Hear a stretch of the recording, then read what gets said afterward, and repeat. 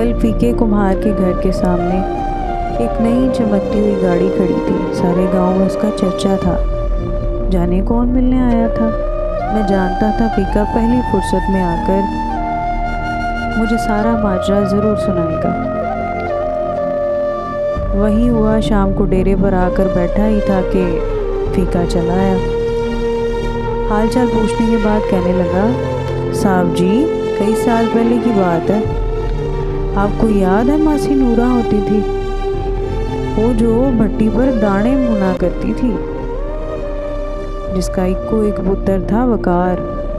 मैंने कहा, हाँ हाँ यार, मैं अपने गांव के लोगों को कैसे भूल सकता हूँ। अल्लाह आपका भला करे साहब जी।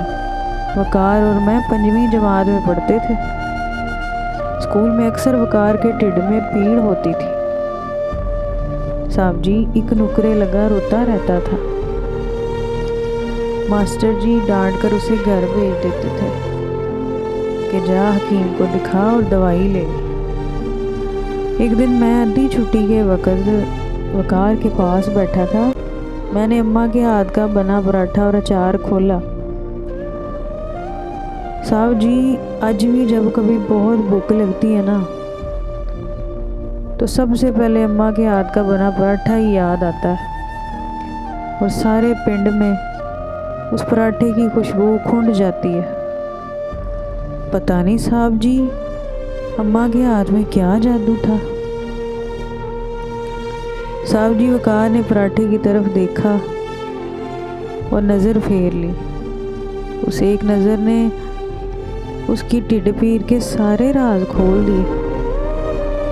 मैंने ज़िंदगी में पहली बार किसी की आंखों में आंदरों को भूख से बिलखते देखा।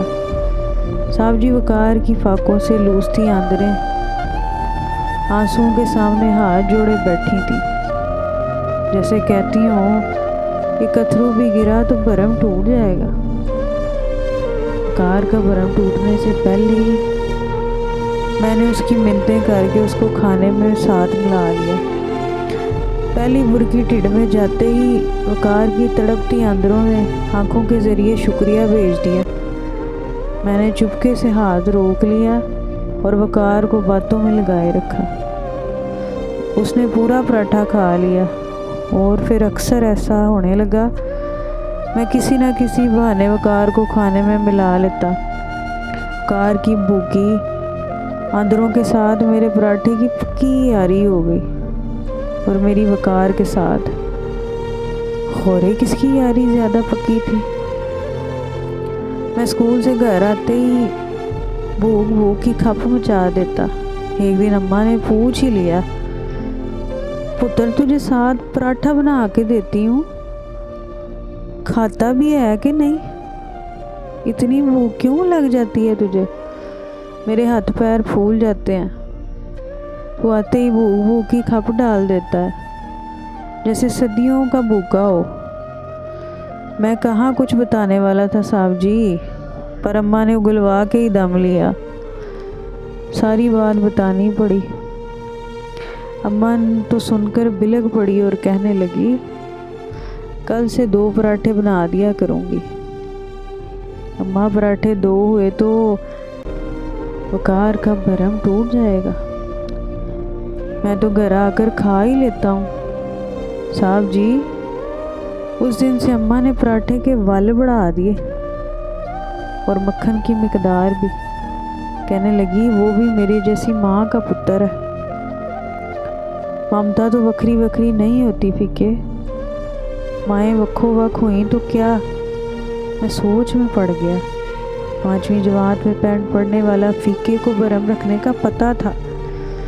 भरम जो ज़ात का मान होता है, अगर एक बार भरम टूट जाए तो बंदा भी टूट जाता है। सारी ज़िंदगी अपनी ही किचें इकट्ठी करने में गुजर जाती और बंदा फिर कभी नहीं जुड़ पाता। फीके को 5वीं जमात से ही भरम रखने आते थे। इससे आगे तो वो पढ़ ही नहीं सका और मैं पढ़ा लिखा आला तालीम याफ्ता। मुझे किसी स्कूल ने भरम रखना सिखाया ही नहीं था। साहब जी, उसके बाद अम्मा बहाने बहाने से वकार के घर जाने लगी। वेख नूरा, साग बनाया है, चख के बता कैसा है। वकार की अम्मा को पता भी ना चलता और उनका एक डंग टप जाता। साहब जी, वकार को पढ़ने का बहुत शौक था। फिर अम्मा ने मामे से कहकर मसी नूरा को शहर में किसी के घर काम पर लगवा दिया। तनख्वाह, वकार की पढ़ाई और 2 वक्त की रोटी तय हुई। अम्मा की ज़िंदगी तक मासी नूरा से राब्ता रहा। अम्मा के जाने के बाद चंद माह बाद ही मासी भी गुजर गई। उसके बाद राब्ता ही टूट गया। कल वकार आया था, वलायत में रहता है जी, वापस आते ही मिलने चला आया। पढ़ लिख बड़ा बड़ा अफसर बन गया है जी। मुझे लेने आया साहब जी, कहता तेरे सारे कागजात रेडी करके पासपोर्ट बनवा कर तुझे साथ लेने आया हूँ और इधर मेरी अम्मा के नाम पर लंगर खोलना चाहता है जी। साहब जी, मैंने हैरान होकर वकार से पूछा, यार लोग स्कूल बनवाते हैं, अस्पताल बनवाते हैं, तो लंगर ही क्यों खोलना चाहता है, और वो भी अम्मा के नाम पर। कहने लगा, फीके भूख बड़ी जालिम चीज़ है, चोर डाकू बढ़ा देती है, खाली पेट पढ़ाई नहीं होती, ढिड पीड़ से जान निकलती है। तेरे से ज़्यादा इस बात को कौन जानता है फीके, सारी आंखें पढ़ने वाले नहीं होते और ना ही तेरे वर्गे भरम रखने वाले। फिर कहने लगा, यार फीके तुझे आज एक बात बताऊं,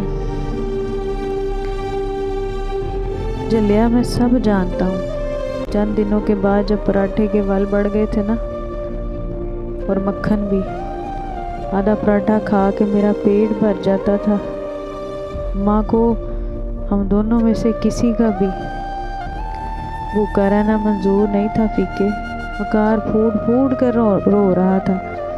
अम्मा यहाँ भी बाजी ले गई साहब जी, और मैं भी सोच में डूब गया कि लूसती आदरों और पराठे की यारी ज़्यादा पक्की थी या फीके और वकार की।